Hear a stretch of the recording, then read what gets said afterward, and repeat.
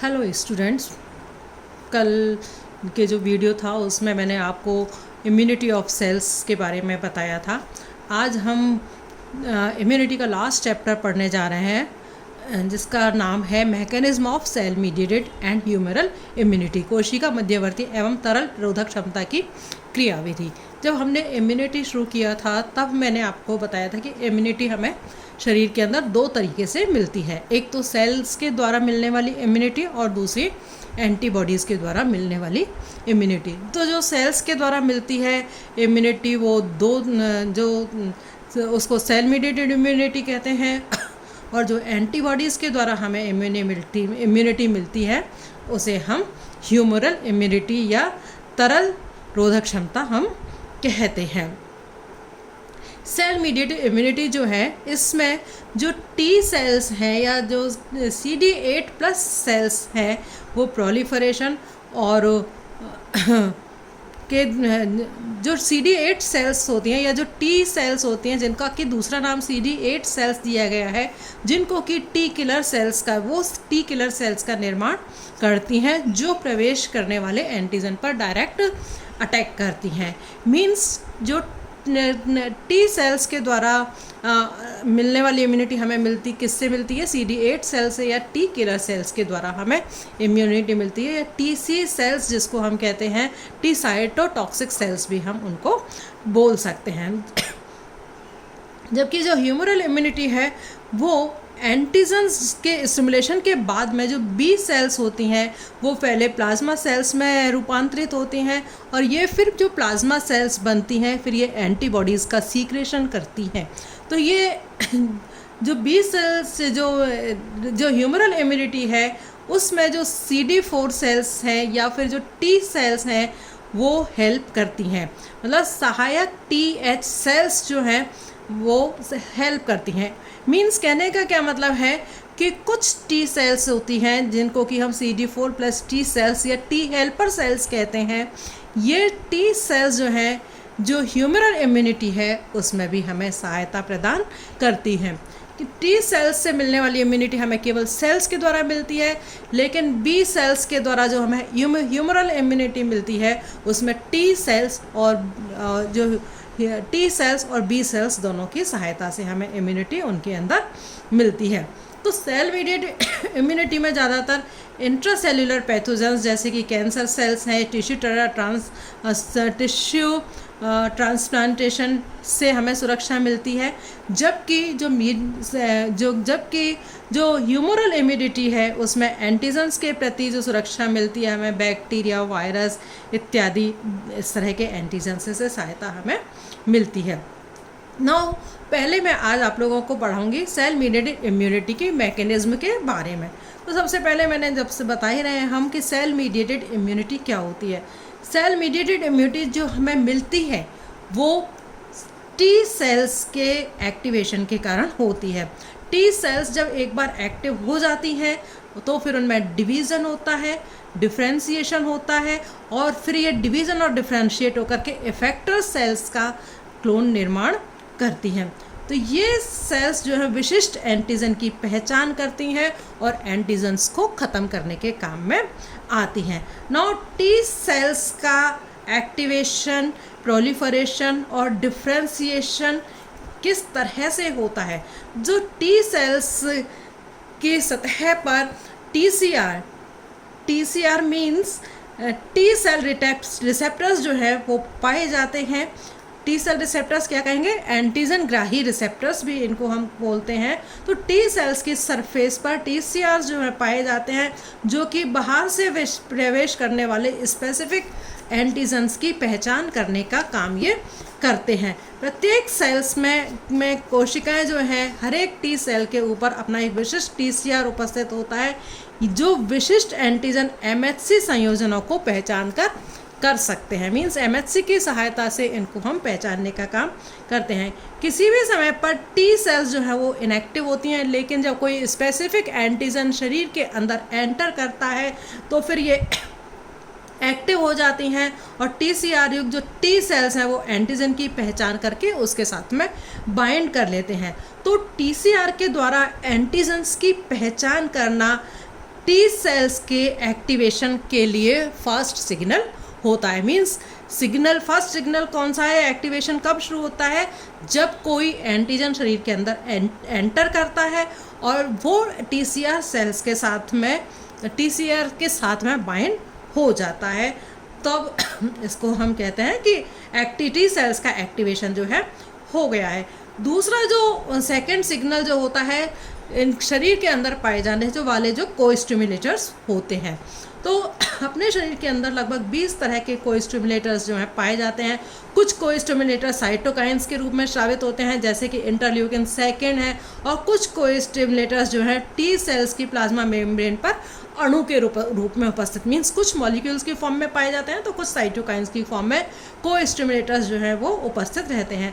इन दोनों को-स्टिमुलेटर्स के कारण जो दोनों सेल्स हैं कुछ समय के लिए आपस में जुड़ी रहती हैं, और ये माना जाता है कि जो डिफरेंट टाइप के को-स्टिमुलेटर्स हैं वो ही टी सेल्स को विभिन्न प्रकार से एक्टिव करने का कार्य करते हैं। बिना किसी को-स्टिमुलेटर के एंटीजन की पहचान के कारण लंबे समय तक निष्क्रियता बनी रहती है। तो टी सेल्स के उसके लिए एक्टिवेशन के लिए 2 चीज़ ज़रूरी हैं, एक तो फास्ट रिकॉग्निशन सिग्नल और दूसरा को-स्टिमुलेटर्स का मिलना।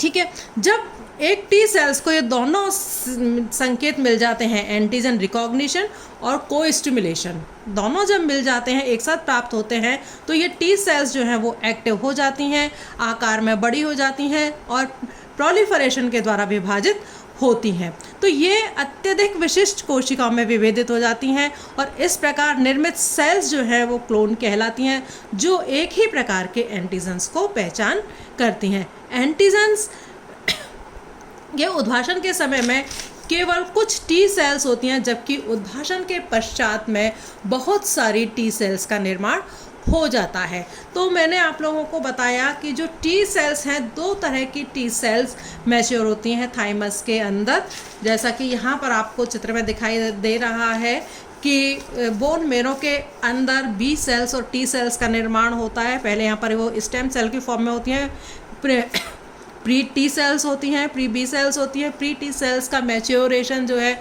वो थाइमस के अंदर होता है, और थाइमस 2 तरह की सेल्स का निर्माण करती है, CD8 सेल्स का और CD4 सेल्स का। जो CD8 सेल्स हैं वो साइटोटॉक्सिक टाइप की होती हैं, जिनसे कि एंटीजन्स जो हैं वो ख़त्म हो जाते हैं। तो ये डायरेक्ट अगेंस्ट इंट्रासेल्युलर पैथोजेंस जैसे कि virus, cancer cells and tissue transplantation. दूसरी तरह की जो टी सेल्स हैं वो T4 सेल्स होती हैं, जो कि हेल्पर सेल्स भी इनको कहा जाता है। ये हेल्पर सेल्स जो बी सेल्स के एक्टिवेशन में भी काम में आती हैं, और बी सेल्स जो डायरेक्ट बनती हैं वो बी लिम्फोसाइट टिश्यूज से बनती हैं। बी सेल्स का निर्माण होता है, और बी सेल्स जब एक्टिवेशन होता है तो ये प्लाज्मा सेल्स का निर्माण करती हैं, और प्लाज्मा सेल्स से मेमोरी सेल्स बनती हैं। तो ये direct against extra cellular pathogens like bacteria, इनके ऊपर ये अटैक करती हैं। नाउ टी सेल्स क्योंकि एक्टिव 2 तरीके से हो रही हैं, एक तो टी किलिंग सेल्स की फॉर्म में या TC सेल्स की फॉर्म में, और दूसरी टी हेल्पिंग सेल्स की, हेल्पर सेल्स की फॉर्म में। तो टी किलर सेल्स जो है वो किस तरह से काम करती है? ये जो शरीर के ये CD हेल्पर सेल्स जो हैं, ये CD4 सेल्स या T4 सेल्स भी हम इनको बोल सकते हैं। ये टी सेल्स है, इनएक्टिव टी सेल्स है, जिसके ऊपर की TCRs जो है वो पाए जाते हैं, जिनसे कि एंटीजन्स जो हैं वो बाइंड होते हैं। इसको एक्टिव करने के लिए हमें को-स्टिमुलेशन जो मिलता है, क्योंकि 2 चीज़ें ज़रूरी हैं, एक तो रिकॉग्निशन और दूसरा को-स्टिमुलेशंस का मिलना। तो रिकॉग्निशन यहाँ पर एंटीजन्स का हो जाता है, को-स्टिमुलेशन जो हमें मिलता है एंटीजन प्रेजेंटिंग सेल्स मैक्रोफेजेस के द्वारा मिलता है, जो कि को-स्टिमुलेशन मिलता है जो कि इंटरल्यूकिन 1 का सीक्रेशन करती है। तो इन दोनों की सहायता से मीन्स MHC सेकेंड जो है वो भी TCR के पास में जो एंटीजन होता है उससे आकर के आपस में एक दूसरे से जुड़ जाते हैं, और इस तरह से ये जो सेल्स हैं जब दोनों रिकॉग्निशन भी मिल जाती है,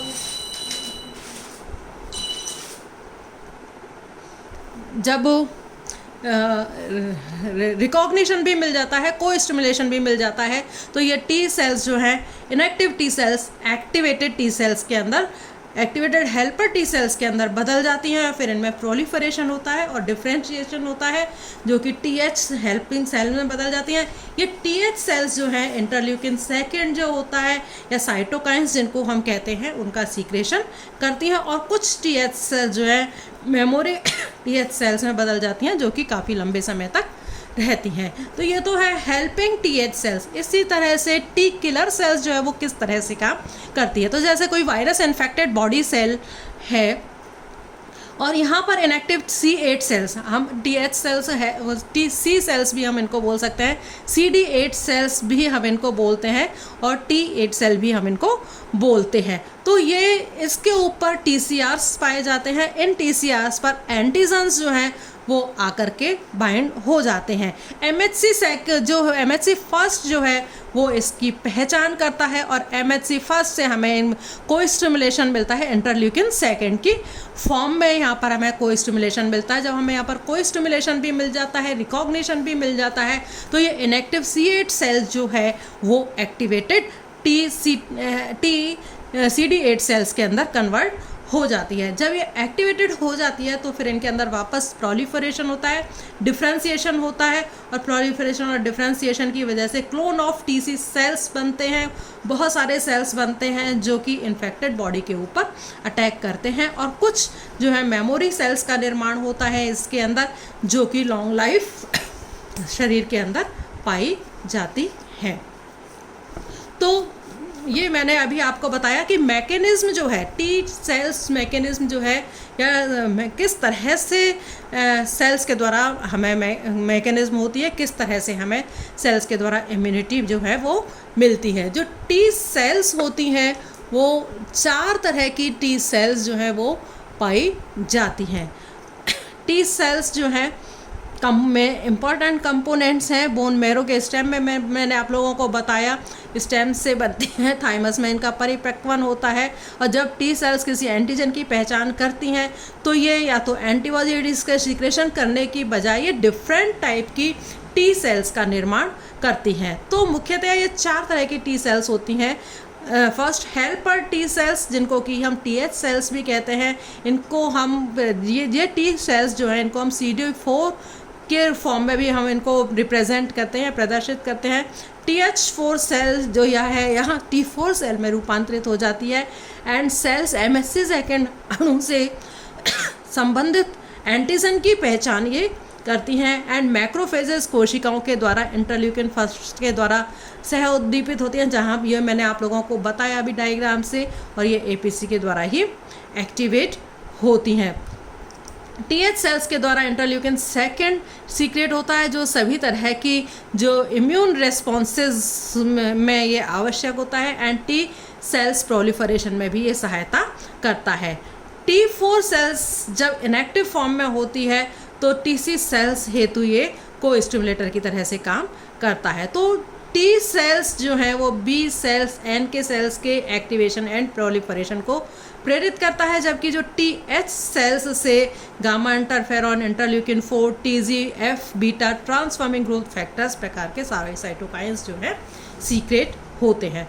दूसरा है TC सेल्स, इनको कि हम CD8 सेल से भी प्रदर्शित करते हैं। साइटोटॉक्सिक T सेल्स भी इनको हम कहते हैं T8 सेल्स में ये रूपांतरित हो जाती हैं। इन्हें साइटोलाइटिक या T मारक कोशिका भी कहते हैं। ये TC cells virus, tumour cells, grafted cell की मेम्ब्रेन में उपस्थित MHC1 के मॉलिक्यूल्स के साथ में बाइंड करती हैं, वहाँ पर एंटीजन्स को ये पहचानने का काम करती हैं। तो जो TH सेल्स के द्वारा सीक्रेटेड इंटरल्यूकिन सेकेंड्स या और कोई साइटोकाइंस के प्रभाव से जो इनकी जो नेचर है वो साइटोलाइटिक नेचर हो जाती है, और इस प्रकार जो TC सेल्स के एक्टिवेशन के लिए MHC1 MHC सेकेंड अणुओं से संबंधित एंटीजन्स की ज़रूरत वहाँ पर पड़ती है। TC टाइप की सेल्स हैं सप्रेसर T सेल्स, ये जिनको कि हम TS सेल्स भी कहते हैं। TH और TC सेल्स से ये बिल्कुल अलग तरह की होती हैं, और इनकी उपस्थिति और इनके कार्य को बताना मुश्किल होता है, क्योंकि इनकी एंटीजन रिसेप्टर की जो नेचर है उसके बारे में भी ज्ञात नहीं है। लेकिन ऐसा माना जाता है कि ये जो TH सेल्स हैं वो TGF बीटा का सीक्रेशन करती हैं, जिससे कि जो टी सेल्स का जो प्रोलिफरेशन है वो इसके अंदर रुक जाता है। तो टीएच और टीएस सेल्स जो है वो दोनों एक तरह से रेगुलेटरी सेल्स हैं, रेगुलेशन की तरह से काम ये करती हैं। नेक्स्ट है मेमोरी सेल्स। मेमोरी सेल्स जो है वो कंप्यूटर की तरह प्रोग्राम कोशिकाएं होती हैं जो प्रवेश करने वाले एंटीजन को पहचान एवं उन्हें याद रखने का काम करती हैं। जब भी कोई पैथोजन दोबारा शरीर में प्रवेश करता है और रोगजनकता के लक्षण दिखाई देते हैं तो ये बिना है तो ये स्मृति सेल्स जो हैं वो अपना काम तीव्रता से काम करती हैं और पैथोजन्स को नष्ट करने का काम ये कर देती हैं। नाउ पैथोजन को शरीर के अंदर से किस तरीके से हटाया जाता है? पैथोजन्स को शरीर के अंदर से हटाने का दो तरीका है, एक तो परफोरिन के द्वारा है और दूसरा है लिम्फोटॉक्सिन्स के द्वारा पैथोजन्स को शरीर से बाहर निकालना। तो पैथोजन्स के द्वारा जो सेल मीडिएटेड इम्यूनिटी में जो टीसी सेल्स हैं वो पैथोजन्स को हटाने का एक इम्पॉर्टेंट रोल प्ले करती हैं। ये लिम्फॉइड टिश्यू से पैथोजन के जो एंटर साइट है वहाँ तक ये पहुँच जाती हैं। वहाँ पहुँच करके अपने जो संगत जो एंटीजन्स हैं उनकी पहचान करती हैं और पहचान करने के बाद में उस एंटीजन के ऊपर वो लीथल हिट रिलीज़ करती हैं जो कि उस एंटीजन को ख़त्म कर देता है या जो टारगेट सेल होती है उसको नष्ट करने का काम कर देती हैं। तो टारगेट सेल्स से पृथक होने के पश्चात में जो टीसी सेल्स हैं अपने संगत एंटीजन वाली कोशिकाओं को पुनः नष्ट करना प्रारंभ कर देती हैं। तो टीसी सेल्स के द्वारा दो तरह से किलिंग मैकेनिज्म को यूज़ में लिया जाता है। सबसे पहले परफोरिन के द्वारा, बाय परफोरिन। इस प्रोसेस में जो टीसी सेल्स से परफोरिन युक्त कणिकाएँ एक्सोसाइटोसिस के द्वारा अपने कंपोनेंट्स को निर्मुक्त करती हैं। मीन्स जो टीसी सेल्स हैं वो एक परफोरिन युक्त जो ग्रेन्यूल्स होती हैं उनको एक्सोसाइटोसिस के द्वारा रिलीज़ करती हैं और ये परफोरिन युक्त जो ग्रेन्यूल्स हैं ये टारगेट सेल्स की जो प्लाज्मा मेम्ब्रेन होती है उसके ऊपर जा कर के होल करती हैं और इन छिद्रों से फिर बाह्य कोश के तरल कोशिका में प्रवेश करता है और अंत में कोशिका फट जाती है। सपोज ये टारगेट सेल है तो परफोरिन युक्त कण यहाँ आते हैं और इनको छेद करते हैं और यहाँ से जो लिक्विड है सेल का वो बाहर निकल जाता है और इस तरह से सेल जो है वो नष्ट हो जाती है। एक्टिविटी ऑफ साइटोटॉक्सिक सेल्स की ये बता रखी है, यहाँ पर भी mechanism of cell mediated cytotoxicity बता रखी है। ये मैं सब आप लोगों को बता चुकी हूँ कि किस तरह से होती है। रिकॉग्निशन होता है, को स्टिमुलेशन होता है, लिम्फोसाइट सेल्स का परफोरिन से ये ख़त्म हो जाते हैं। नाउ अब मैं आप लोगों को बता रही हूँ लिम्फोटॉक्सिन्स के द्वारा टीसी सेल से लिम्फोटॉक्सिन्स नामक विषाक्त पदार्थ का सीक्रेशन होता है। मीन्स टीसी सेल्स किसका सीक्रेशन कर रही हैं? लिम्फोटॉक्सिन्स नामक टॉक्सिक सब्सटेंस का सीक्रेशन करती हैं। तो ये लिम्फोटॉक्सिन्स जो हैं वो टारगेट सेल को नष्ट करने वाले एंजाइम्स का सीक्रेशन का लक्ष्य कोशिका को नष्ट करने वाले एंजाइम्स सक्रिय हो जाते हैं। ये एंजाइम्स टारगेट सेल के डीएनए को खंडित कर देते हैं, तोड़ देते हैं, जिससे कि लक्ष्य कोशिका नष्ट हो जाती है। मीन्स कहने का क्या मतलब है कि ये जो टीसी सेल्स हैं इनसे जो टॉक्सिक सब्सटेंसेस प्रोड्यूस होते हैं, एंजाइम्स जो प्रोड्यूस होते हैं वो टारगेट सेल के डीएनए के ऊपर अटैक करते हैं और उसको विखंडित करने का काम करते हैं, जो कि जिससे कि डीएनए ख़त्म हो जाता है, जिससे कि जो टारगेट सेल होती है वो भी नष्ट हो जाती है। टीसी सेल्स के द्वारा गामा इंटरफेरॉन्स का भी सीक्रेशन होता है जो न्यूट्रोफिल एंड मैक्रोफेजेस सेल्स को भी एक्टिव करने का काम करती हैं, इससे क्या होता है जो फैगोसाइटोसिस की प्रोसेस है वो भी उसके अंदर बढ़ जाती है।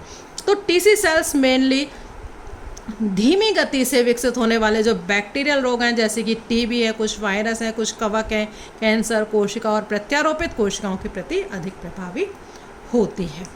तो आज मैं आप लोगों को इतना ही पढ़ाऊँगी। ये आप देख सकते हैं कि the principal cell involve in cell mediated immunity, TH cells है, डिलेड हाइपर सेंसिटिविटी सेल है, टीएच सप्रेसर सेल है, साइटोटॉक्सिक सेल है, किलर सेल है, नेचुरल किलर सेल्स है। नेचुरल किलर सेल और किलर सेल मैंने आप लोगों को कल के वीडियो में बताया था कि नेचुरल किलर सेल्स जो होती हैं वो फैगोसाइटिक नेचर की नहीं होती हैं। कुछ खास मॉलिक्यूल्स जो कि बीओटी सेल्स पर पाए जाते हैं वो नेचुरल किलर सेल्स की जो मेम्ब्रेन होती है उसके ऊपर नहीं पाए जाते हैं, और इस वजह से इनमें स्मृति और डाइवर्सिटी जैसी जो करेक्टर्स हैं वो नेचुरल किलर सेल्स और नल सेल्स के अंदर नहीं पाए जाते हैं। Thank you.